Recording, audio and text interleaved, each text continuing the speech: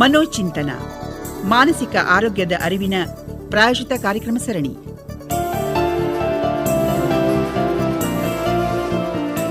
ಕಾರ್ಯಕ್ರಮದ ಪ್ರಾಯೋಜಕರು ಕರ್ನಾಟಕ ರಾಜ್ಯ ಮಾನಸಿಕ ಆರೋಗ್ಯ ಪ್ರಾಧಿಕಾರ. ಮನೋಚಿಂತನ ಪ್ರಾಯೋಜಿತ ಕಾರ್ಯಕ್ರಮದಲ್ಲಿ ನಮ್ಮ ಜೊತೆಯಲ್ಲಿದ್ದಾರೆ ಡಾಕ್ಟರ್ ರಜನಿ ಪಿ, ಉಪನಿರ್ದೇಶಕರು ಮತ್ತು ಸಲಹೆಗಾರರು, ಮಾನಸಿಕ ಆರೋಗ್ಯ ವಿಭಾಗ, ಆರೋಗ್ಯ ಮತ್ತು ಕುಟುಂಬ ಕಲ್ಯಾಣ ಇಲಾಖೆ, ಕರ್ನಾಟಕ ಸರ್ಕಾರ. ನಮಸ್ಕಾರ, ಕಾರ್ಯಕ್ರಮಕ್ಕೆ ಸ್ವಾಗತ. ನಮಸ್ಕಾರ. ಈಗಂತೂ SSLC ಪರೀಕ್ಷಾ ಸಿದ್ಧತೆಗಳು ಆರಂಭವಾಗಿದೆ. ಪ್ರೀ ಬೋರ್ಡ್ ಪರೀಕ್ಷೆಗಳನ್ನ ಬರ್ದಿದ್ದಾರೆ ಕೆಲವು ಮಕ್ಕಳು, ಮೇನ್ಸ್ಗೆ ಸಿದ್ಧರಾಗ್ತಾ ಇದ್ದಾರೆ. ಇಂಥ ಸಮಯದಲ್ಲಿ ಮಕ್ಕಳ ಮಾನಸಿಕ ಆರೋಗ್ಯ ಎಷ್ಟು ಮುಖ್ಯ ಅಂತೀರಾ? ಬಹಳ ಮುಖ್ಯ. ಸುಮಾರು ಜನ ಬರ್ತಾರೆ, ಡಾಕ್ಟ್ರೆ ಇವನು ಅಥವಾ ಇವಳು ಪೂರ್ತಿ ಇಡೀ ವರ್ಷ ಓದಿರ್ತಾರೆ, ರಾತ್ರಿ ಎಲ್ಲ ಬೇಡ ಅಂದ್ರೂ ಕಷ್ಟಪಟ್ಟು ಓದಿರ್ತಾರೆ. ಬಟ್ ಎಕ್ಸಾಮು ಅಂದ್ರೆ ಫುಲ್ಲು ಗಡಗಡಗಡ ನಡಗಕ್ ಶುರು ಮಾಡ್ಬಿಡ್ತಾರೆ, ಬೆವರಕ್ ಶುರು ಮಾಡ್ಬಿಡ್ತಾರೆ, ಬ್ಲ್ಯಾಂಕ್ ಆಗ್ಬಿಡ್ತಾರೆ, ಪ್ರಶ್ನೆನೇ ಅರ್ಥ ಆಗಲ್ಲ. ಸೊ ಈ ತರ ಹಲವಾರು ಉದಾಹರಣೆಗಳು ನಾವು ನೋಡಿದೀವಿ. ಸೊ ಏನೇ ಓದಿದ್ರೆ ಕೂಡ ಅದನ್ನ ನಾವು ಅರ್ಥ ಮಾಡ್ಕೊಂಡು ಅದನ್ನ ಬ್ರೈನಲ್ಲಿ ರಿಜಿಸ್ಟರ್ ಮಾಡ್ಕೊಂಡು ಕಾಮಾಗಿ ಕೂತ್ಕೊಂಡು ಪೇಪರ್ ನೋಡಿ ಅದಕ್ಕೆ ಉತ್ತರ ಬರೆಯೋದು ಒಂದು ಪ್ರೋಸೆಸ್. ಏನು ಒಂದು ಸಾಮಾನ್ಯವಾಗಿ ತಪ್ಪು ಮಾಡ್ತಾರೆ ಎಲ್ಲಾ ಮಕ್ಕಳು ಅಥವಾ ಪೇರೆಂಟ್ಸು, ಹಿಂದಿನ ದಿವಸ ಸುಮಾರು ಮಲಗದೆ ಇರೋವಂಥದ್ದು, ಆಮೇಲೆ ಪರೀಕ್ಷೆಗೆ ಹೋಗೋ ದಿವಸ ಸರಿಯಾಗಿ ತಿಂಡಿ ತಿನ್ಕೊಂಡು ಹೋಗೋದಿಲ್ಲ. ಆ ಗಾಬರಿಲಿ ಏನ್ ಮಾಡ್ತಾರೆ, ರಾತ್ರಿ ಇಡೀ ಓದ್ಬಿಡೋದು, ಬೆಳಗಿನ ಜಾವ 1 hour 2 hour ಮಲ್ಕೊಳ್ಳೋದು. ಈ ತರ ಮಾಡಿದಾಗ ಏನಾಗುತ್ತೆ, ಯಾವಾಗ 8 hour ಚೆನ್ನಾಗಿ ನಿದ್ದೆ ಮಾಡಿರೋದಿಲ್ಲ ಆವಾಗ ನಿಮ್ಗೆ ಇನ್ನೂ ಗಾಬರಿಗಳು ಜಾಸ್ತಿ ಆಗೋ ಚಾನ್ಸಸ್ ಇರುತ್ತೆ.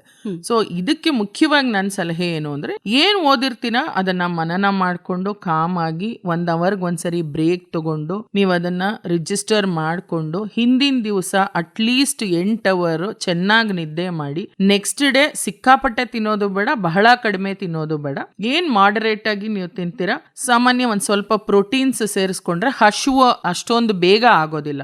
ಲೈಕ್ ಬ್ಯಾಲೆನ್ಸ್ಡ್ ಆಗಿ ಒಂದ್ ಸ್ವಲ್ಪ ಪಲ್ಯ, ಒಂದ್ ಸ್ವಲ್ಪ ಕಾಳು, ಒಂದು ಚಪಾತಿನೋ ಒಂದ್ ದೋಸೆನೋ ಇಡ್ಲಿನೋ ಈ ತರ ತಿನ್ಕೊಂಡು ಹೋಗಿ ಆ ಪ್ರಶ್ನೆಗಳನ್ನ 1 round ಓದಿ, ಬೈ ಚಾನ್ಸ್ ತುಂಬಾ ಪ್ಯಾನಿಕ್ ಆಗೋಯ್ತು, ಎಲ್ಲ ಏನು ಕಾಣಿಸೋದೇ ಇಲ್ಲ, ಕಣ್ಣೆಲ್ಲ ಬ್ಲರ್ ಆಗೋಯ್ತು, ಈ ತರ ಕೆಲವು ಮಕ್ಳು ಹೇಳ್ತಾರೆ. ಸೊ ಹಂಗಾದಾಗ ಏನ್ ಮಾಡಿ, 2 ನಿಮಿಷ ಕಣ್ ಮುಚ್ಕೊಂಡು ನಿಧಾನಕ್ಕೆ ಬ್ರೀತಿಂಗ್ ಎಕ್ಸರ್ಸೈಸ್ ಮಾಡಿ ಒಂದ್ ಸಮಾಧಾನ ಸ್ಥಿತಿಗೆ ಬಂದು ಮತ್ತೆ ಬರೀಲಿಕ್ಕೆ ಶುರು ಮಾಡ್ಬೇಕು. ಏನೋ ಒಂದು ಎಲ್ಲಾ ಪ್ರಯತ್ನಗಳನ್ನೂ ಮಾಡಿ ಪರ್ಫಾರ್ಮೆನ್ಸ್ ಕಮ್ಮಿ ಆಯ್ತು ಅಂದ್ರೆ ಏನು ಮುಳುಗು ಹೋಗಲ್ಲ. ಕೆಲವು ಸರಿ ಏನಾಗುತ್ತೆ, ಮನೆಯಲ್ಲಿ ಒತ್ತಡ ಜಾಸ್ತಿ ಹಾಕ್ತಾ ಇರಲ್ಲ, ಅಂಡ್ ಆ ಸ್ಟೂಡೆಂಟ್ಸ್ ಏನೇ ನಾನು ಇನ್ನೂ ಮೇಲೆ ತರಬೇಕು, ಇನ್ನೂ ಮೇಲೆ ಫಸ್ಟೇ ಬರಬೇಕು, ಸೆಕೆಂಡೇ ಬರಬೇಕು. I keep telling, don't be so harsh on your self ಅಂತ. ನಿಮ್ಮ ಮನಸ್ಸಿನ ಮೇಲೆ, ನಿಮ್ಮ ಮೇಲೆ ನೀವೇ ಅಷ್ಟೊಂದು ಒತ್ತಡ ಹೇರ್ಕೋಬೇಡಿ.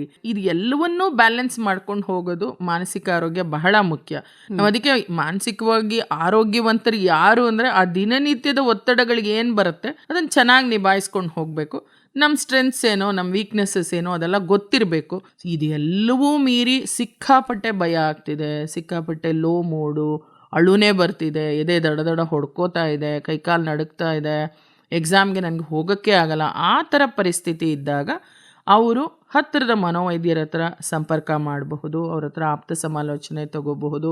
ತೀರಾ ಸಮಸ್ಯೆ ಆಗ್ತಿದೆ, ನಿದ್ದೆನೂ ಬರ್ತಿಲ್ಲ, ಊಟನೂ ಸೇರ್ತಿಲ್ಲ, ಆ ಲೆವೆಲ್ಗೆ ಕೆಲವು ಮಕ್ಕಳಿಗೆ ಆತಂಕ ಇರುತ್ತೆ. ಹಂಗಿದ್ದಾಗ ಔಷಧಗಳು ಕೂಡ ಆ ಕಾನ್ಸಂಟ್ರೇಷನ್ ಇಂಪ್ರೂವ್ ಆಗೋಕ್ಕೆ, ಖಿನ್ನತೆ ಕಡಿಮೆ ಆಗೋಕ್ಕೆ, ಆತಂಕ ಕಡಿಮೆ ಆಗೋಕ್ಕೆ ಚಿಕಿತ್ಸೆ ಕೂಡ ಇರುತ್ತೆ. ಅದರದ್ದೆಲ್ಲ ತಗೋಬೋದು. ಇಲ್ಲ ನಾನು ಮನೇಲಿದ್ದೀನಿ, ನನಗೆ ಸಮಯ ವ್ಯರ್ಥ ಆಗುತ್ತೆ, ನನಗೆ ಡಾಕ್ಟರ್ ತನಕ ಹೋಗೋಕ್ಕಾಗಲ್ಲ ಅಂದರೆ ಟೆಲಿಮನಸ್ ಇದೆ, 14416 14416 ಇಮಿಡಿಯೇಟ್ ಕರೆ ಮಾಡಬಹುದು, ಕೌನ್ಸಿಲರ್ಸ್ ಹತ್ರ ಮಾತಾಡ್ಬೋದು. ಅದಕ್ಕೂ ಜಾಸ್ತಿ ಮಾತ್ರೆ ಬೇಕು ಅಂದರೆ ವೈದ್ಯರು ಇರ್ತಾರೆ, ಅವ್ರ ಜೊತೆ ಮಾತಾಡ್ಬೋದು, ಪ್ರಿಸ್ಕ್ರಿಪ್ಷನ್ ಕೂಡ ತಗೋಬಹುದು. ಅವರ ಸಾಮರ್ಥ್ಯಕ್ಕೆ ತಕ್ಕನಾಗಿ ಎಷ್ಟು ಆಗತ್ತೆ ಅಷ್ಟು ಸಮಾಧಾನವಾಗಿ ಎಕ್ಸಾಮ್ ಬರೆಯೋದು ಮುಖ್ಯ.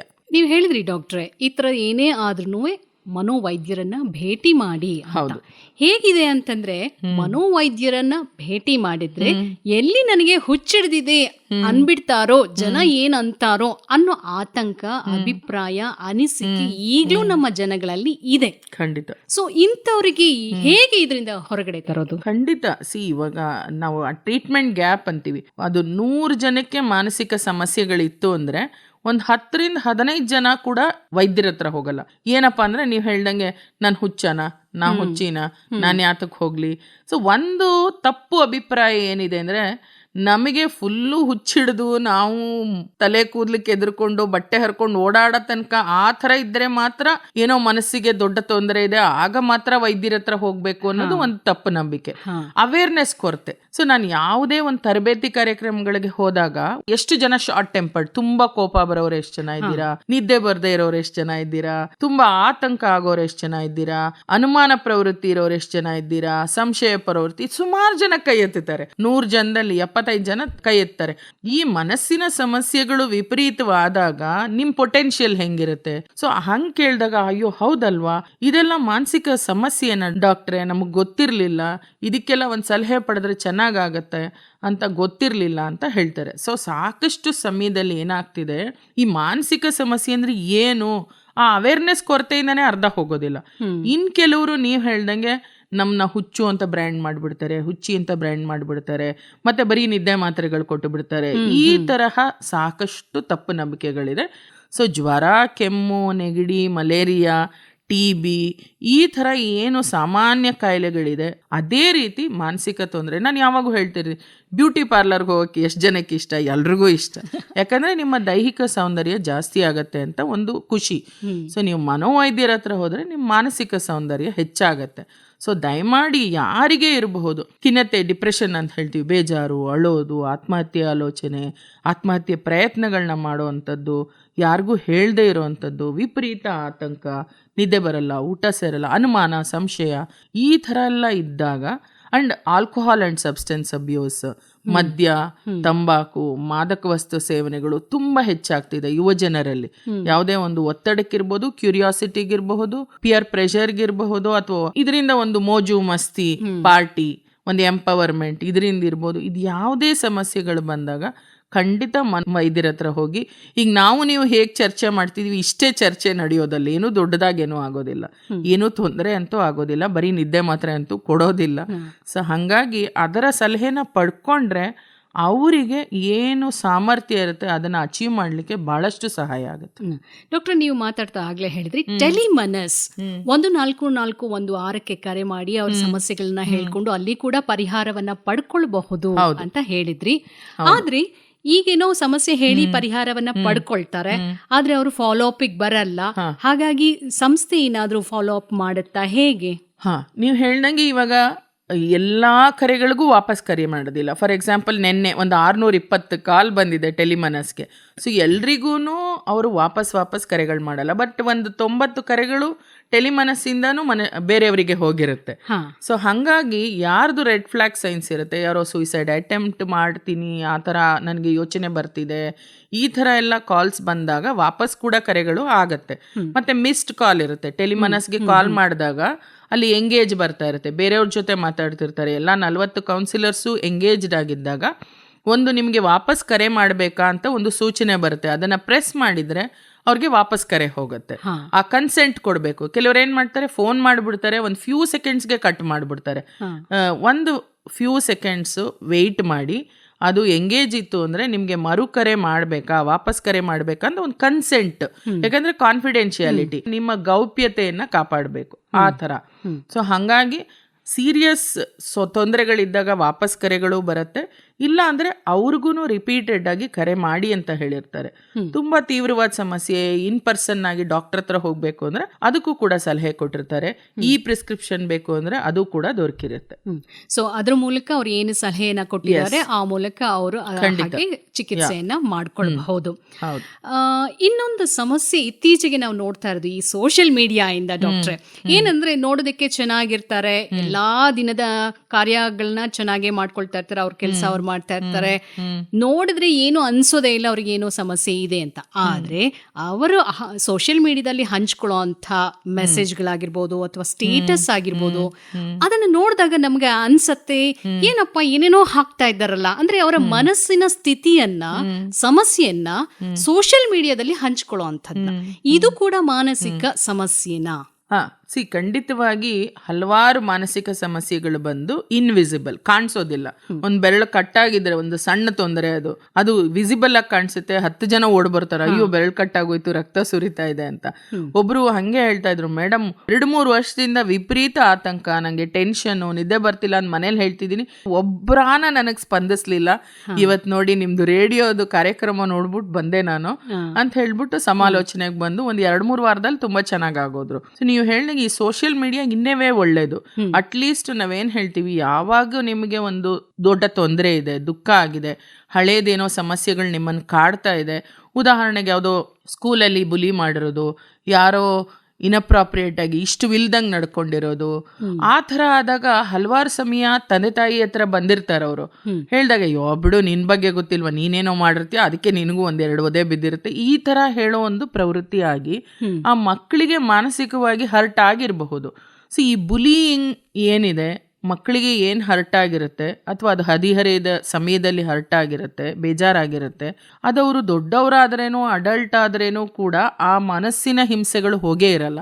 ಸೊ ಆ ಥರ ನೋಡಿದಾಗ ನನ್ನ ಸಲಹೆ ಏನು ಅಂದರೆ, ನಾನು ಇದೇ ಥರ ಸ್ಟೇಟಸ್ ನೋಡಿದಾಗ ಒಬ್ಬರನ್ನ ಕರೆದುಬಿಟ್ಟು, ಈ ನಡುವೆ ನಿಮ್ಮ ಸ್ಟೇಟಸ್ಸಲ್ಲಿ ಈ ಥರದ ಕೆಲವು ಮೆಸೇಜಸ್ ನೋಡ್ತಾ ಇದ್ದೀನಿ, ನಿಮ್ಗೇನಾದರೂ ತೊಂದರೆಗಳಾಗಿದೆಯಾ, ನಿಮ್ಗೇನಾದ್ರು ಹರ್ಟ್ ಆಗಿದೆಯಾ, ನೀವು ನನ್ನ ಜೊತೆ ಒಂದು ಸ್ವಲ್ಪ ಹೊತ್ತು ಶೇರ್ ಮಾಡ್ಕೋಬೋದಲ್ಲ ಅಂತ ಹೇಳಿದಾಗ ಆ ವ್ಯಕ್ತಿ ನನ್ನ ಜೊತೆ ಶೇರ್ ಮಾಡಿ ಒಂದು 10 ದಿನಕ್ಕೆ ಆ ಸ್ಟೇಟಸ್ ಚೇಂಜ್ ಆಗೋದು ನಾನು ನೋಡಿದೆ.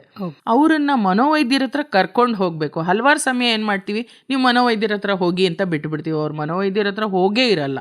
ಆ ಒಂದು ಫಸ್ಟ್ ವಿಸಿಟ್ ಮಾಡ್ಲಿಕ್ಕೆ ಅನುವು ಮಾಡಿಕೊಟ್ರೆ ಆಮೇಲೆ ಕಂಫರ್ಟಬಲ್ ಆಗ್ಬಿಡ್ತಾರೆ. ಹಾಗಾದ್ರೆ ಈ ರೀತಿ ಡ್ಯುಯಲ್ ಪರ್ಸನಾಲಿಟಿ ಅಂತ ಕರಿಬಹುದಾ ಇವರನ್ನ? ಇದನ್ನ ಡ್ಯುಯಲ್ ಪರ್ಸನಾಲಿಟಿ ಅಂತ ಹೇಳಲಿಕ್ಕಾಗಲ್ಲ. ನನಗೆ ಎಷ್ಟೋ ಸಂಕಟಗಳಿರುತ್ತೆ, ನಾನು ಅದನ್ನ ಹಂಗೇನೆ ಯಾರ ಹತ್ರ ಶೇರ್ ಮಾಡ್ಕೊಂಡ್ಬಿಟ್ರೆ, ನಾನು ಇನ್ನೊಂದು ಹುಡುಗನ್ ಕೇಳ್ತಿದ್ದೆ, ನೀವು 1 year ಇಂದ ಸಫರ್ ಮಾಡ್ತಿದ್ಯಾ, ಯಾಕೆ ಯಾರ ಜೊತೆನೂ ಹಂಚ್ಕೊಳ್ಳಿಲ್ಲ? ಮೇಡಮ್ ನನ್ಗೆ ಭಯ ಇತ್ತು, ನಾನು ಇದನ್ನ ಹೇಳ್ಕೊಂಡ್ರೆ ಜಡ್ಜ್ ಮಾಡ್ಬಿಡ್ತಾರೆ ನನ್ನನ್ನು ವೀಕ್ ಅನ್ಕೋತಾರೆ, ಬೇರೆ ತರ ಗಾಸಿಪ್ ಮಾಡ್ಬೋದು, ನನ್ಗೆ ಅದಕ್ಕೆ ಹೇಳ್ಕೊಳ್ಳಿಕ್ಕೆ ಅಷ್ಟು ಕಂಫರ್ಟಬಲ್ ಅನ್ಸ್ಲಿಲ್ಲ. ಇವತ್ ನಮ್ಮ ಅಕ್ಕ ಲಾಸ್ಟ್ ಟೈಮ್ ನಿಮ್ಮ ಹತ್ರ ಮಾತಾಡಿದಕ್ಕೆ ಅವಳಿಗೆ ಇಂಪ್ರೂವ್ ಆಗಿತ್ತಂತೆ, ಅವಳದು ನೀವೆಲ್ಲೂ ಶೇರ್ ಮಾಡಿರ್ಲಿಲ್ವಂತೆ, ಹಂಗೆ ಗೋಪ್ಯತೆ ಕಾಪಾಡಿದ್ರಂತೆ, ಅದಕ್ಕೆ ನಾನು ಬಂದು ನಿಮ್ಮ ಹತ್ರ ಶೇರ್ ಮಾಡ್ತಿದ್ದೀನಿ. ಸೊ ಇದು ಇಂಪಾರ್ಟೆಂಟ್. ಏನೇ ಸಮಸ್ಯೆ ಇದ್ರೇನು ಅದಕ್ಕೊಂದು ಯಾವ ರೀತಿ ಪರಿಹಾರ ಕಂಡುಕೊಳ್ಳೋದು, ಅದರಿಂದ ಯಾವ ರೀತಿ ಆಚೆ ಬರೋದು, ಆ ಒಳಗಿರೋ ಸಂಕಟನ ಹೇಗೆ ಒಬ್ಬರ ಹತ್ರ ಹಂಚ್ಕೊಂಡು ಆ ಭಾರ ಕಡಿಮೆ ಮಾಡ್ಕೊಳ್ಳೋದು, ಇದನ್ನೆಲ್ಲ ಕಲಿಬೇಕಾದ್ದು.